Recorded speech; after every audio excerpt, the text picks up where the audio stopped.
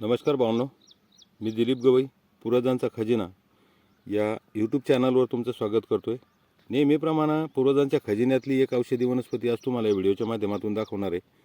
तर व्हिडिओ शेवटपर्यंत बघा भावनो, आणि जर व्हिडिओ आवडला तर एक लाईक कर जा, चॅनलवर नवीन असाल तर सबस्क्राईब कर जा, व्हिडिओ जास्तीत जास्त शेअर कर जा भावनो। बघा हिला संस्कृतमध्ये अनंता म्हणून ओळखले जाते, हिंदीत हिला अनंतमूळ म्हणतात, मराठीत याला उपरसाळ म्हणूनही ओळखल्या जाणारी वनस्पती आहे। बघा तुम्ही अशा प्रकारचे हिचे पान आहेत। ही वेलवर्गीय वनस्पती आहे। हिचं पान तोडलं तर नंतर तुम्हाला बघू शकता तुम्ही याच्यामधून हे अशा प्रकारचं हे दूध निघतंय बघा।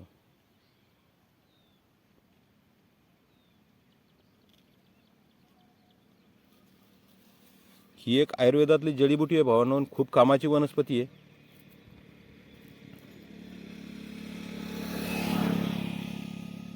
जर किडनीवर सूजन आली असली, किडनीवर सूज आली तर त्यावेळेला जर किडनी काम करत नाही किंवा किडनीवर सूजन आली आहे, किडनीचा मूत्रपिंडाचा कुठलाही प्रॉब्लेम असू द्या भावांनो, ही वनस्पती एका झटक्यात मूत्रपिंडाचे जे आजार असतात ते एका झटक्यात बरी करणारी आहे।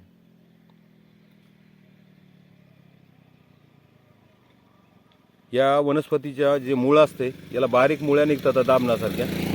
या मुळांचा काढा घेतला जातो, काढा करून घेतात। याचं चूर्ण करूनही आपल्याला ठेवता येतं आणि डायरेक्ट मुळ्याचा आपण काढा करून घेतला तरी हे चांगल्या प्रकारे आपल्याला फायद्याच्या ठरू शकतात। अशी ही वनस्पती आहे।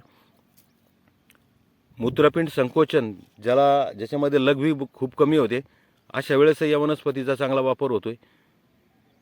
ज्यावेळेला लघवी गढूळ येते किंवा लाल रंगाची लघवी येते, लघवी करताना कुंथावं लागतं, कुंथून लघवी करावं लागतं, लघवी साफ होत नाही, अशा माणसांनी या वनस्पतीचा काढा रोज 1 ते 2 टाइम घेतलेला चांगला असतो आणि खूप फायद्याचा असतो। सकाळ संध्याकाळ 2 टाइम जर आपण याचा काढा घेतला, याच्या मुळ्यांचा काढा घेतला, तर आपल्या किडनीचे जे मूत्राशयाचे जेवढे काही आजार आहेत ना तेवढे एकदम निघून जातात आणि आपली किडनी एकदम ठणाठण काम करायला लागते। एवढंही जबरदस्त औषध आहे भावनो, करून बघा, अनुभव घ्या।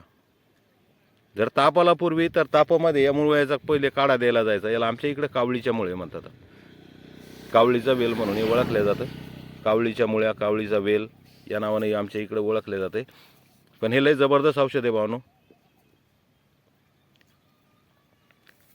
तुमच्या किडनीचा कुठलाही प्रॉब्लेम जरी असला, किडनी फेल्युअरमध्ये जरी आपण याचा वनस्पतीचा वापर केला तर किडनी सुद्धा चांगल्या रीतीने काम करायला लागते, असं हे औषध आहे।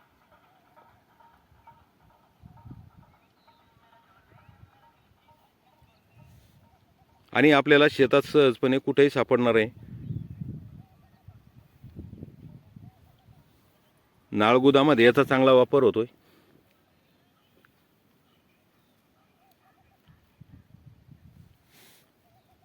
ही अशा प्रकारची वनस्पती आहे बघा। हिच्या पाला अशा प्रकारचे पानं असतात। तिला ही वेलवर्गीय वेल असतात, हे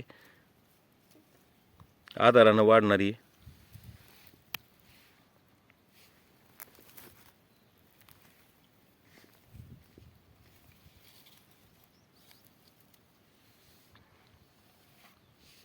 माणसाला ज्या लोकांना भूक लागत नाही, अन्न पचन होत नाही, अन्न पद्धतशीर जिरत नाही, अन्नाची चव लागत नाही, अशा लोकांनी या वनस्पतीचा सकाळ संध्याकाळ 2 टाइम जर काढा घेतला तर तुमची भूकही वाढते, तुम्हाला भूकही लागते, अन्न नीट प्रकारे पचतंही, आमाशयाची शक्ती यानं वाढते, त्याच्यामुळे अन्न नीट पचतं, शरीरामध्ये लाळ तयार होते।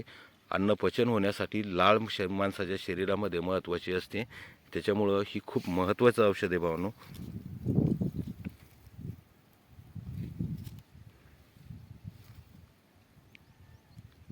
जीवन विनिमय क्रियेस उत्तेजना देणारी आहे। हिचे गुणधर्म जर बघितले तर ही मूत्रविरेचन आहे, मूत्रस्वेदजनन आहे, मूत्रविरेचन आहे, बल्य आहे, जीवनविन आणि शोधक आहे, रक्त शुद्ध करणारी आहे। एवढे सारे गुणधर्म या कावळीच्या मुळीमध्ये दडलेले आहेत भावनो।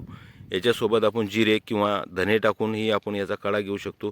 याचे चांगले गुणधर्म आपल्याला पाहायला मिळतात।